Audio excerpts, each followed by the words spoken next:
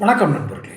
இந்த காங்கிரஸ் கட்சிக்கும் திமுகவுக்கும் இடையே தொகுதி பங்கீடு, கூட்டணி இதில் எல்லாம் நிறைய முரண்பாடுகள் இப்போ வெளிப்படையாக பேச ஆரம்பிச்சிருக்காங்க. இதில் ஒன்றும் ஆஃப் த ரெக்கார்டோ இல்லை பிஹைண்ட் த ஸ்க்ரீனோ கிடையாது. எல்லாம் ரொம்ப வெளிப்படையாக அங்கே இருக்கிற காங்கிரஸ் கட்சி தலைவர்களும் சரி, இங்கே இருக்கிற திமுகவுடைய இரண்டாம் கட்ட தலைவர்களும் சரி, ஒருவருக்கொரு நேரடியாக வார்த்தை பொருள் இறங்கி விட்டார்கள். அதுவும் இன்னும் கடந்து ஸ்டாலினே எனக்கு சொல்லிட்டார், அதெல்லாம் ஒத்து வராது, கூட்டணி ஆட்சியெல்லாம் ஒத்து வராதுன்னு. ஒரு விஷயத்தை இந்த திமுக காரங்க மறந்துட்டாங்க. என்னென்னா, இவங்களுக்கு பின்னாடி துரத்திக்கிட்டு இருக்கிற பலவீனங்கள் என்னன்னே இவங்களுக்கு தெரியல.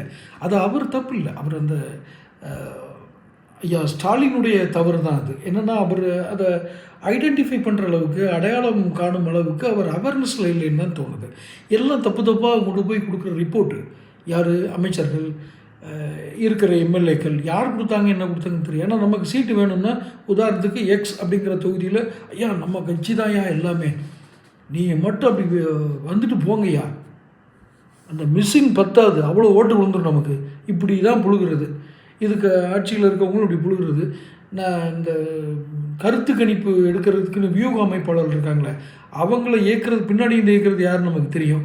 அவங்க நம்ம சொன்னது மரியாதை இல்லாமல் பெறக்கூடாதுன்னு அவங்க கொஞ்சம் ஏற்றி விடுறது.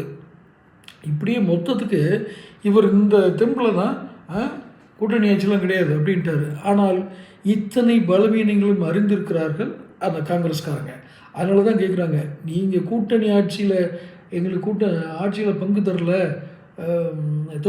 அதிக தொகுதிகள் தரல அப்படின்னா எங்களுக்கு வேணால் தோல்வி கிடைக்கலாம். ஒருவேளை ஒரு பேச்சுக்கு either this side or that side அப்படிங்கிறதுல தோல்வி கிடைக்கலாம். ஆனால் உங்களுக்கு ஆட்சியே போயிடும். காரணம் என்ன, உங்களுக்கு குரல் கொடுக்கணுன்னா நாங்கள் வேணும். உங்கள் அமைச்சர்கள் கைதாகிறாங்க அப்படின்னா நாங்கள் குரல் கொடுக்க நாங்கள் வேணும். கூட்டணி கட்சியில் ஒரு அறிக்கை விடுறது நாங்கள் வேணும். எங்களை இவ்வளவு லட்சியமாக நடத்தக்கூடாது. ஏதோ ஒரு பாணியில் போனால் பரவாயில்ல. மிகுந்த அலட்சியமாக, துச்சமாக மதித்து பேசுகிறது, என்னால் தான் நீ ஜெயிச்சேங்கிறது, இதெல்லாம் ஆகாது அப்படின்னு காங்கிரஸ்லேருந்து குரல் எழுது. ஸோ இந்த இரண்டு தரப்பு குரல்களும், ஒரு திமுக, என்னுடைய கருத்துப்படி திமுக தன்னுடைய பலவீனங்களை அறிந்து கொள்ளவில்லை. அது முதல்வர் அந்த அளவுக்கு அது அவேர்னஸாக இருக்கிற மாதிரி தெரியல. அது ஒரு வகையில் நல்லது. இவ்வளோ பலவீனமான ஒரு அரசாங்கமும் நமக்கு தேவையில்லாமல் போயிடும். இப்படி அறியாமல் இருந்தாங்கன்னா அவங்களே தோற்று கிளம்பிடுவாங்க. ரொம்ப பெருசாக மற்ற கட்சிகள்லாம் போராட வேண்டிய அவசியம் இல்லை.